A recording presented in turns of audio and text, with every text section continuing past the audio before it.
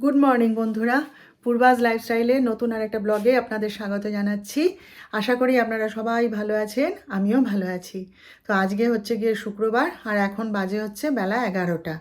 তো সকাল সকাল অর্ধেক রান্না তো হয়েই গেছে। মুগের ডাল, ভাত, আলু ভাতে করে রেখে দিয়ে চান করতে গেছিলাম। চান টান করে এসে পুজো টুজো সেরে নিয়েছি, জল খাবারও খাওয়া হয়ে গেছে। আর যিশু তো সকালবেলায় উঠে ওর কল এসেছিলো, চেম্বারে চলে গেছে। আর গেছে নয়, সরি, গেছিল। তো এই একটু আগে ফিরলো, ফিরে ওই দেখুন সমস্ত জানলা টানলা সব বন্ধ করে দিয়েছে। দমাদম করে এত ঠান্ডা লেগেছে বাইরে গিয়ে যে ও ঘরে এসে সব ঘরের জানলা একদম বন্ধ করে দিয়েছে। আমি বলি ওই জন্য তো বেশি ঠান্ডা লাগে, জানলা খুলে দে, বাইরের বাতাস আসুক, একটুখানি ঘরের অ্যাটমসফিয়ারটা একটুখানি ড্রাই হবে। বলে না না, কালকে নাকি রাত্রেবেলায় ওর এত ঠান্ডা লেগেছে, বলে মা জ্যাকেট গায়ে দিয়ে শুয়েছি, গায়ে লেপ চাপা দিয়েছি, তবু আমার কাঁপুনি দিয়ে দিচ্ছে, এত ঠান্ডা। কীরকম জানেন, পাখা চালিয়ে দেবে। ওই ইউটিউবে একজনের ব্লগে দেখছিলাম, তার বাচ্চাটাকে দেখাচ্ছে ওরকম পাখা চালিয়ে দিয়ে কম্বল মুড়ি দিয়ে শুয়ে আছে। তখন আমি আমার ছেলের কথা চিন্তা করছিলাম যে আমার ছেলে আজ বলে নয়, ছোটোর থেকেই ওই রকম পাখা চালিয়ে দেবে, দিয়ে মাথা টাতা দিয়ে কম্বল লেপ টেপ ঢেকে নিয়ে শুয়ে থাকবে। পাখা বন্ধ করলেই মেজাজ খারাপ হয়ে যাবে। ও তাই, ওর দাদাও তাই, ছোটোর থেকেই ওরা ওই রকম। তো সেই ব্লগটা দেখছিলাম, তার ব্লগটা, আর ভাবছিলাম যে ও বাবা, এ তো সেম কেস, আমার ছেলেও তো এই জিনিস। তো যাই হোক, আর ডাক্তার সাহেব তো ঘরেই ছিলেন, একটুখানি প্লাম্বার কাজ করছিল আজকে, আমাদের বাথরুমে একটু সমস্যা হয়েছিল আর কি। তা সেই প্লাম্বারকে ডাকা হয়েছিল। তো ও উপস্থিত না থাকলে আর ওগুলো কে দেখে ঠেকে ঠিক করে নেবে, তাই না? যিশুও ঘরে ছিল না, সেই জন্য উপস্থিত থেকে সব কাজ টাজ করিয়ে নিল। নিয়ে তারপরে এই একটু আগে চান টান করে বেরিয়ে গেল। ভাতটা খেয়ে যেতে পারতো, খেলো না, বলে না এখন খাবো না, সময় নেই। তো এই, আর আমি এখন একটুখানি ঘুরে বেড়াচ্ছি। আজকে ঠান্ডাটা একটু কম, তাই না বলুন? কালকে যেমন কাঁপুনি দিয়ে দিচ্ছিলো, আজকে কিন্তু অতটা লাগছে না। সকাল থেকে তো রোদ ছিল, এই এখন আবার দেখছি কেন মেঘলা করে আসছে হালকা করে। কি জানি কি হবে, জানি না। তো আমি এখন একটুখানি ঘুরে বেড়াচ্ছি, রেস্ট নিচ্ছি আর কি। আর একটা তরকারি করব, একটু মাছের ঝোল করব, ব্যাস, তাহলেই হয়ে যাবে। সে আর কতক্ষণ লাগবে, যাচ্ছি। তো এই একটু ঘুরে টুরে বেড়াচ্ছি, সকাল থেকে তো সময় পাই না, এক টানে মুখ গুঁজে কাজ করে যাই। তো এই এখন একটুখানি এই জলখাবারটা খাওয়ার পর একটুখানি মানে রিলিফ পাই আর কি। একটু বিশ্রাম টিশ্রাম নিয়ে তারপরে আবার কাজ করব। দুধটাও এখনও আসেনি, আজকে বড্ড দেরি করছে। ভাগ্যিস আমার বাসি দুধ আমি একটুখানি 1 কাপে রেখে দিই, জানেন তো, চায়ের জন্য। না হলে একবার তো লিকার চা খাই সে ভোরবেলা উঠে, আর এই জলখাবার যখন খাই তখন না একটু দুধ চা খেতে ইচ্ছা করে। সেই জন্য আমি একটুখানি চা রেখে দিই, বাই চান্স যদি না আসে। তো দেখুন এখনও পাত্তা নেই তার। তো চলুন, হ্যাঁ, আপনারা সঙ্গে থাকুন, দেখতে থাকুন। এই যে দেখুন, গোপালকে জলখাবার খাইয়ে দিয়েছি। আর এই যে গোপাল আজকে লেপ মুড়ি দিয়ে দিয়েছি। এইটা আমার গোপালের কম্বল আর কি। আজকে চান টান করিয়ে কম্বল মুড়ি দিয়ে বসিয়ে দিয়েছি, দেখছেন? এই যে দেখুন, এই দেখুন, বেলা এখন বাজে হচ্ছে 12:30। এইমাত্র দুধটা দিয়ে গেল। বলুন এখন দুধটা দিয়ে আর কি হবে বলুন? এখন কি আর কেউ চা খাবে বলুন তো? সকালবেলায় দুধটা দরকার হয়, মানুষ চা খায়। আর আমাদের বাড়িতে বেলা শেষে দুধ আসে, বলুন। সকালবেলায় হালকা একটু রোদ উঠেছিল জানেন। তখন 7টা 40 ঘুম থেকে উঠেছি আমি। ছন্দা দিয়ে এসেছিলো বাসন ধুতে। তখন দেখছি না বেশ বাইরে ঝলমল করছে রোদ। আমাদের তো কি আনন্দ, রোদ উঠেছে রোদ উঠেছে করে সব চিৎকার করছে। তারপরে ঘরে যত ভিজা জামা কাপড় যা ছিল সব নিয়ে ডাক্তার সাহেব কী করেছে, ছাতে মেলে দিয়ে এসছে। বলে তোমাকে আনতে হবে না, ছাতে এখন ভালো রোদ উঠেছে, থাকুক, আর আমি এসে নামিয়ে দেবো। তো দেখুন আমাদের তো খাওয়া দাওয়া সব হয়ে গেল। এখন বাজে তো বোধহয় কটা, এখন ওই তো 2:45 হয়ে গেছে, এখনও তো আসেনি। এখন কে যাবে ছাতে, ওই অত জামা কাপড়, আমি ওই 3তলার ছাতে উঠতেও পারবো না। আর ও তো কিরম মেঘলা করে এসছে। ও সেই 11টার থেকেই দেখছি আমি কিরম মেঘলা করে আসছে জানেন। মা যদি তুলে রাখে ভালো, না হলে কি হবে কে জানে, বলতে পারছি না। আমি ওই জন্যই ছাতে দিই না। আমি না ঘরে, আমি বলছিলাম যে সব তো খালি হয়ে যাবে, আমি একা ঘরে থাকবো, আমি ওই আমার কাপড় মেলা স্ট্যান্ডের মধ্যে মেলে দিই, দিয়ে পাখা চালিয়ে দেবো, শুকনো হয়ে যাবে, আধ ভিজা রয়েছে তো। বলে না, একটু রোদে শুকনো হোক, তারপর আমি এসে এনে দেবো। কি জানি কি হবে, বলতে পারছি না। তো এই আর কি। তো চলুন, আমাদের তো খাওয়া দাওয়া সব হয়েই গেছে। এখন অপেক্ষা কখন আসে, ওই জন্য তো ভাত খাইয়ে পাঠিয়ে দিই, দিলে পরে না একটু বিশ্রাম নিতে পারি। এখন এই ভাত নিয়ে বসে থাকতে হবে হাঁ করে, কখন আসবে খেতে জানেন। এখন কী কী রান্না করলাম একবার আপনাদের দেখিয়ে দিই। ভুলে গেছিলাম, আমরা সবাই খেতে বসে গেছিলাম, তারপরে মনে পড়লো। তো এই যে ওলকপির তরকারি করেছি, এখানে এই যে শিম বেগুন সব দিয়ে একটা সবজি বানিয়েছি, এখানে হচ্ছে আলু ভাতে, আর এই হচ্ছে এই যে মুগের ডাল, আর এখানে এই যে মাছের ঝোল করেছি। আজকে ডাক্তার সাহেবের জন্য মাছ করেছি, দেখি যদি খায়, কাতলা মাছ তো খুব ভালোবাসে। আর এই যে আমার ভাত বেড়ে নিয়েছি, এই যে উচ্ছে সেদ্ধ, ব্যাস এই আজকে রান্না করে। লাইনটা কেটে দিয়েছে জানেন। আসলে ব্যাপারটা কি বলুন তো, ওরা দোকান খোলে, যদি ধরুন 9:30 10টা থেকে দোকান খোলে, তাহলে আমি গিয়ে দিয়ে আসতে পারি। কিন্তু ওরা দোকান খুলবে সেই 12টার সময়, আমার পক্ষে 12টার সময় যাওয়া সম্ভব হয় না। আর বিকেলবেলায় আমি থাকি না, আমি তো জিমে চলে যাই। এই করে করে না, আর ওদেরকে ফোন করে যদি বলা হয় যে তোমরা এসে টাকাটা নিয়ে যাও, তাও আসবে না, কিছুতেই আসবে না জানেন তো। এবার আমি ছাড়া আর দিতে যাওয়ার কেউ নেই। যিশুকে যদি বলি সে পারবে না, ডাক্তার সাহেবকে যদি বলি তা সে পালিয়ে যাবে, রাখো রাখো পরে আসবো, পরে দেবো করে পালিয়ে যাবে। দিয়ে আমার আর ওই জন্য টাকাটা দেওয়াও হয়নি। আর ওরা কালকে দেখি না অনুরাগের ছোঁয়াটা দেখতে দেখতে লাইনটা কেটে দিয়েছে।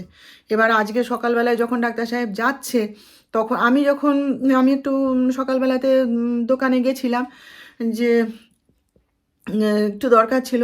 তারপরে আমি গেছিলাম তো সেই দিকে, আর সারদা ভিডিওটা এই দিকে, তো আমি আর ওদিকে যেতে পারিনি, ঘরে ঢুকে গেছি। তখন ডাক্তার সাহেব যখন বেরোচ্ছেন, আমি বললাম যে একটুখানি টাকাটা জমা করে দিয়ে চলে যাও না। বলে রাখো রাখো রাখো, এসে দেবো। সবই যদি এসে দেবো তাহলে তো আমিই যেতে পারি, তাই না? এবার যিশুকে তাই বলছি যে বাবা তুই একটুখানি দিয়ে আসতে পারবি? বলে তুমি জিমে যাবে তো, তো চলো যাওয়ার সময় তোমাকে ওখানে দিয়ে নামিয়ে দিচ্ছি, তুমি টাকাটা জমা দিয়ে চলে যাবে। তো সে হবে না জানেন তো, কারণ 4টে তো ওখানে, যে আজকে তো যোগা ক্লাস আছে, আর সে টিচার তো 4:15 20 ঢুকে যায়, ঠান্ডা বলে তাড়াতাড়ি করে দিয়ে ক্লাস করিয়ে দিয়ে বেরিয়ে চলে যায়।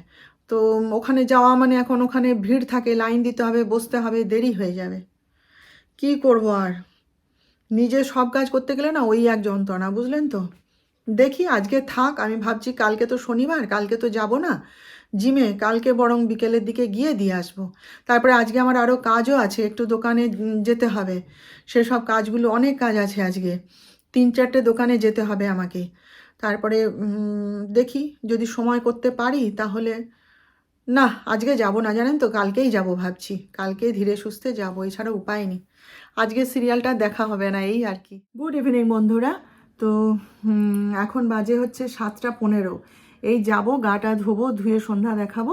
জিম থেকে ফিরেছি এই আপনার মিনিট 10-15 হলো, ঘর ঠরগুলো ঝাঁট দেওয়া হয়ে গেছে, দিয়ে ওই গিজারটা অন করে দিয়ে এসে একটু বসেছি আর কি।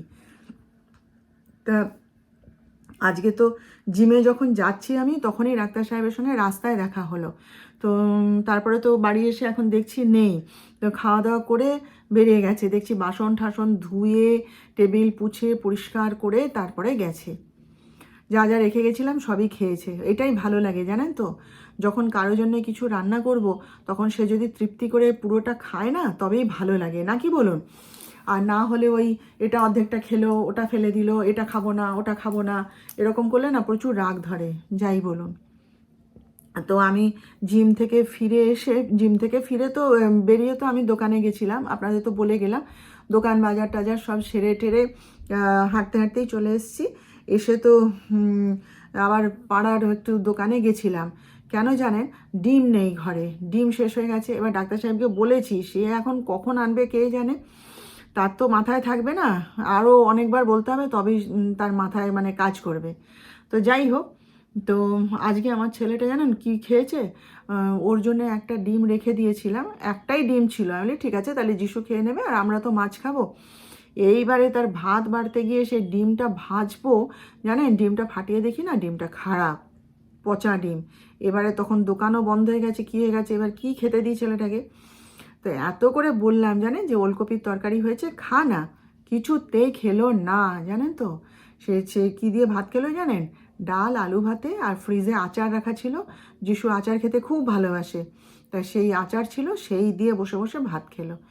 তা কি করব আর, ডিম ছাড়া আমার ছেলেটা খেতে পারে না, ও ওর ডিম চাই, একটুখানি ডিম ভেজে দিলে না ব্যাস, ও আর কোনো মানে জ্বালাতন নেই।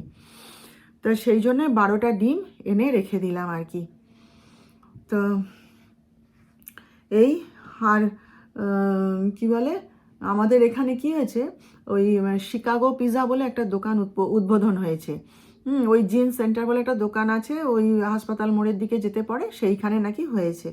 খুব নাকি সাজিয়েছে, প্রচুর নাকি ভিড়, শুনলাম জিমে গিয়ে প্রচুর ভিড়। তো ওরা 3 ভাই যাবে ঠিক করেছিল, তারপরে বাড়ি থেকে বেরোচ্ছে যখন ওর কাকা বলছে, বাবু আজকে পিৎজা খাবি না? বলে যে হ্যাঁ খাবো তো। তা কি বললো, বলে কি ওখানে গিয়ে আমার নাম বলবি, বলে নিয়ে চলে আসবি, বাই 1 get 1 ফ্রি, একটার দাম 750 টাকা শুনলাম। তো বলে ওখানে গিয়ে আমার নাম বলবি, বলে নিয়ে চলে আসবি, বাড়িতে এসে খাবি, আর আমি পেমেন্ট করে দেবো। বলে আচ্ছা। কি বললো কুপন কেটে নিয়ে আসবি, কি এটা বলছিল যেন।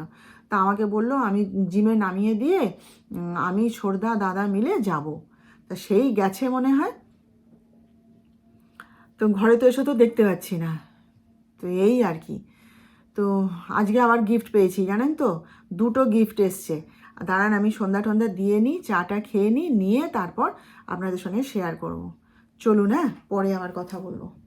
দেখুন সন্ধ্যার চা বানালাম, বিস্কুটটা নিচ্ছি। আর একটা জিনিস দেখাই, আমার ছেলে এসে আমাকে এই যে ভেজ রোল দিয়ে গেল। এই যে তারা সব উপরে খাওয়া দাওয়া করছে 3 ভাই মিলে। তো হঠাৎ আমাকে এটা দিয়ে গেল, মা এই ভেজ রোলটা তোমার জন্যে। তো এটা আমাকে দিয়ে গেল যেহেতু হাতে করে, আমি আধখানা খেয়েছি। এটা পুরোটা কি করে খাবো বলুন? প্রথমত এটা ময়দা দিয়ে তৈরি, আর দ্বিতীয়ত এটা খেয়ে দেখলাম ভেতরে না মিষ্টি মিষ্টি লাগছে, মানে সস টস তো দিয়েইছে না, সেই জন্যে আমি যেহেতু হাতে করে দিয়ে গেল, সেই জন্য আধখানা খেয়েছি, আর আধখানা রেখে দিয়েছি, যিশু তার এসে খেয়ে নেবে। এই আমি এখন একটুখানি এই যে চা বিস্কুট খাবো। দেখুন চা খেতে খেতেই দেখাই আপনাদের, আমার মাসিমা আমাকে টাকা পাঠিয়েছিল যে তোর তো খুব ব্যাগ পছন্দ, তুই নিজে পছন্দ করে একটা ব্যাগ কিনে নিস, তোর যেমন ইচ্ছা। তো সেই জন্যই আজকে গেছিলাম আর কি।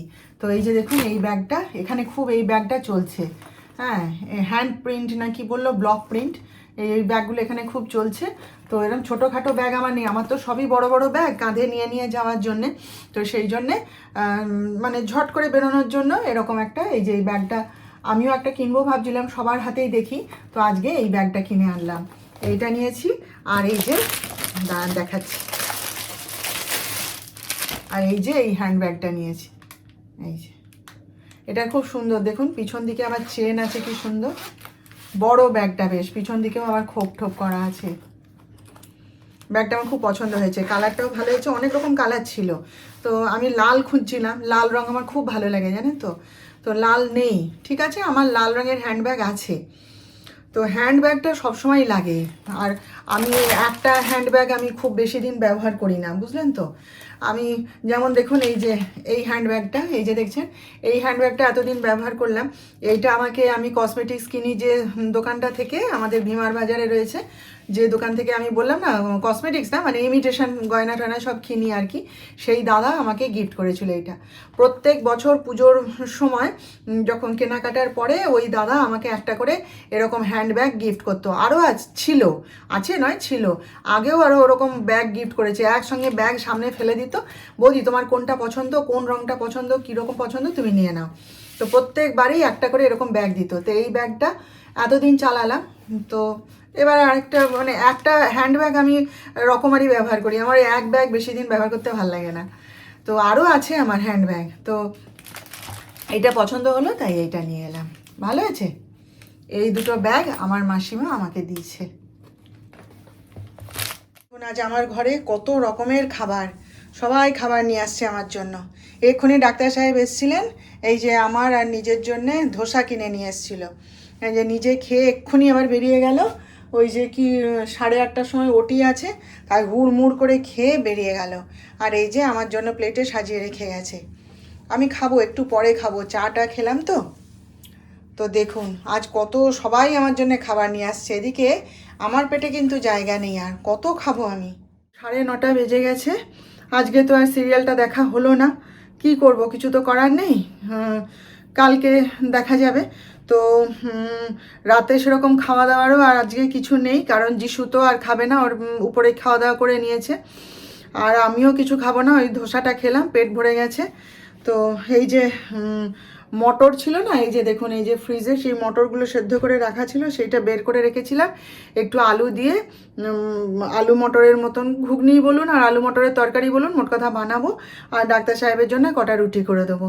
আর আমার যদি খিদে পায় তো এই একটুখানি মটর আলাদা করে বানিয়ে রাখবো, সেইটাই খেয়ে নেব। না হলে কালকে সকালে জলখাবারে দেখা যাবে। এই হচ্ছে আজকে রাতের খাওয়া দাওয়ার অবস্থা আর কি। তো চলুন তাহলে, একটু আধটু তো রান্না করতেই হবে, শুরু করি রান্নাটা।